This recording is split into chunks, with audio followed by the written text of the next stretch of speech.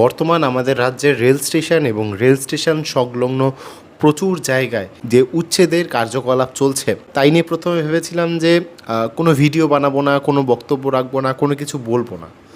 তবে একটা জিনিস, সেটা হচ্ছে যে অধিকাংশ মানুষ সিম্প্যাথি দেখানোর থেকে ভিউ কামানোর চেষ্টা করছে। মানে লিটারেলি ভাঙা জিনিসগুলোর ভিডিও তুলছে, ভিডিও তুলে সোশ্যাল মিডিয়ায় দিচ্ছে। ঠিক আছে, আমিও তাদের সঙ্গে সহমর্মী যে কোনো মানুষের একটা বেসিক নিড, রুটি রোজগার বাসস্থান, এইটা কোনো মানুষের কাছ থেকে কোনো দিনও কেড়ে নিতে নেই। কিন্তু এখানে আসে একটা কথা, বৈধতার। অবশ্যই আসে। কেন আসে শেষ অবধি যদি আপনারা শোনেন তাহলে হয়তো আপনারাও কিছুটা আমার সাথে সহমত হবেন। দেখুন, প্রথমত একটা সোশ্যাল মিডিয়ায় বিভিন্ন পার্টির যারা কার্যকর্তারা আছে, যারা আজকে হকারদেরকে পাশে দাঁড়ি করিয়ে তারা সহমর্মিতা দেখাচ্ছে, তাদের নিয়ে আওয়াজ তুলছে।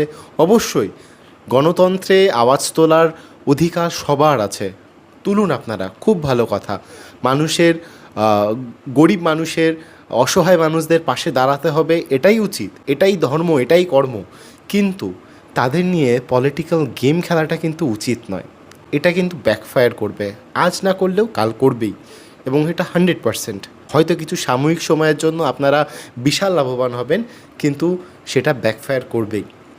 এবার আসি যে হকার বলা হচ্ছে সোশ্যাল মিডিয়ায়। হকার আর যারা দোকান দিয়েছিল, যেসব দোকানগুলোকে উচ্ছেদ করা হচ্ছে, দুটোর মধ্যে পার্থক্য আছে।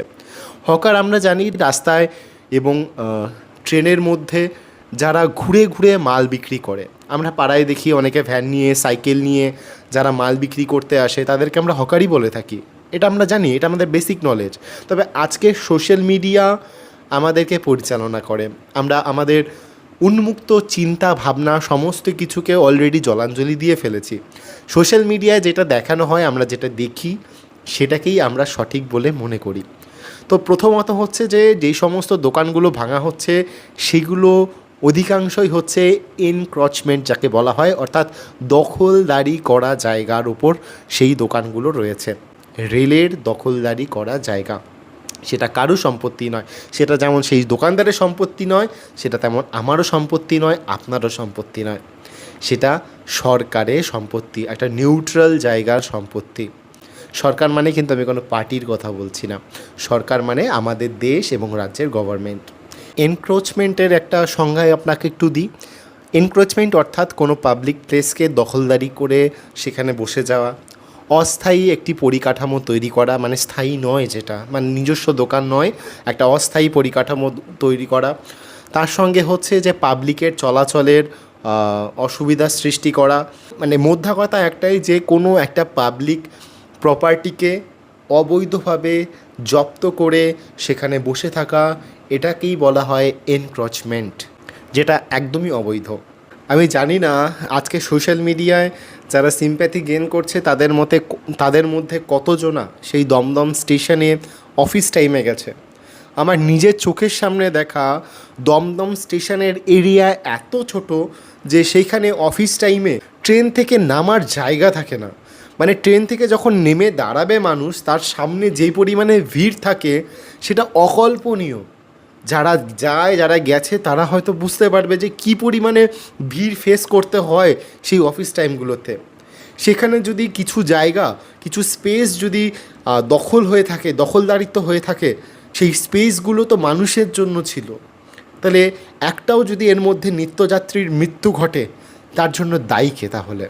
এবার আমি যখন এই অবৈধের কথা বললাম, এবার হয়তো অনেকে আসবে আমার কমেন্ট বক্সে, আমাকে গালি দেবে, অনেক কিছু করবে, কেননা তাদের তিল তিল করে জমানো যেই পুঁজি বা ধান্দা, যেটা পলিটিক্যাল পুঁজি, সেটা আমি এবার ভাঙার চেষ্টা করছি একটু কিছুটা।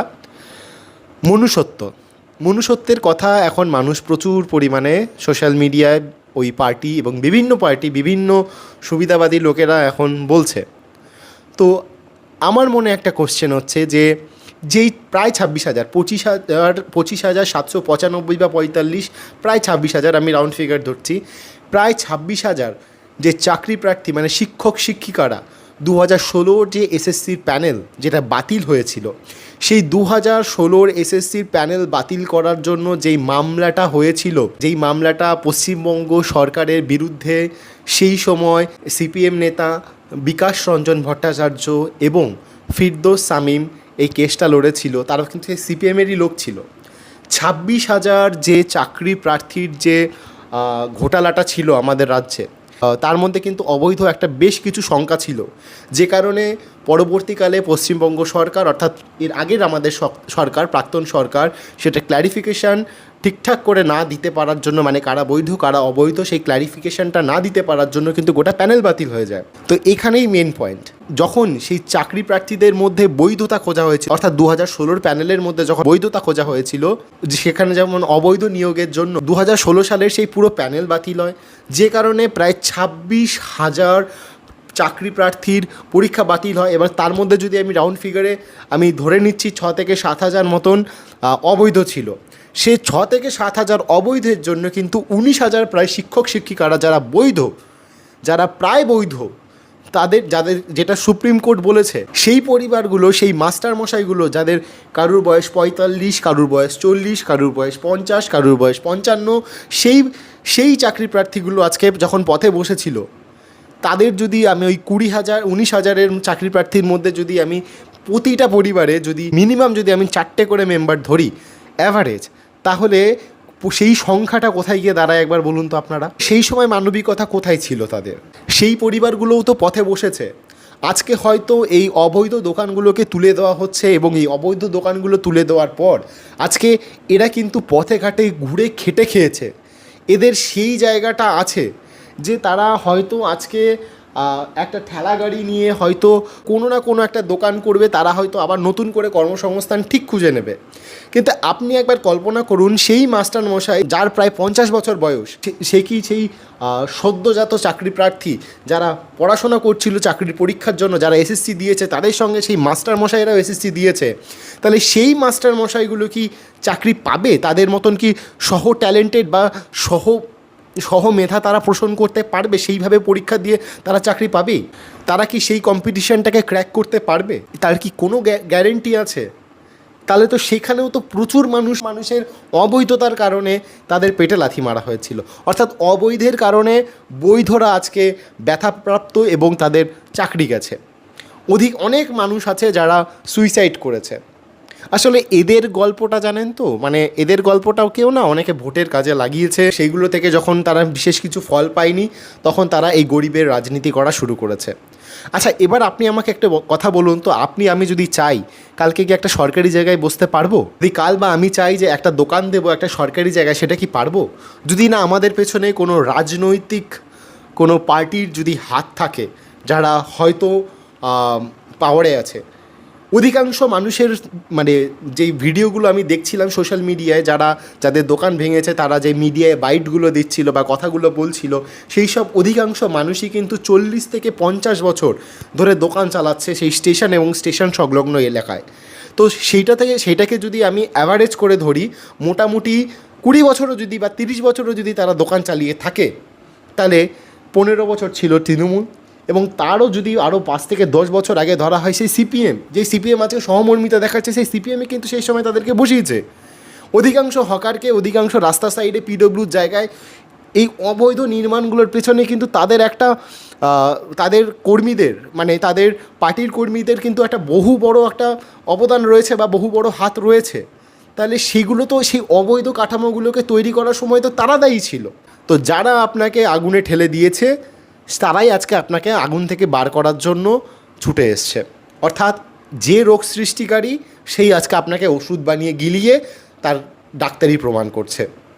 এটাই বাস্তব। এবার হয়তো অনেকে আসবে সিপিএমের লোক এবং অন্যান্য অনেক লোক আসবে, এই ভিডিওর কমেন্ট সেকশানে আসবে, গালিগালাজ করুন।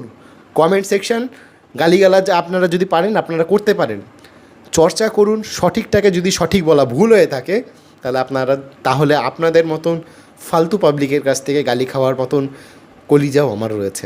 আসলে কি জানেন তো, এই গরিব মানুষগুলোকে নিয়ে না সবাই রাজনীতি করে। কেননা এই গরিব মানুষের কান্না দেখে তাদেরকে সিম্প্যাথি যখন কেউ গেইন করে, তখন সে গরিবের মাসিয়া হয়ে ওঠে। এইটা হচ্ছে একটা বড় বাস্তব, আর এই জিনিসটাকে বিভিন্ন রাজনৈতিক দল পোট্রে করে এবং তাদের রাজনৈতিক ফায়দা তোলে।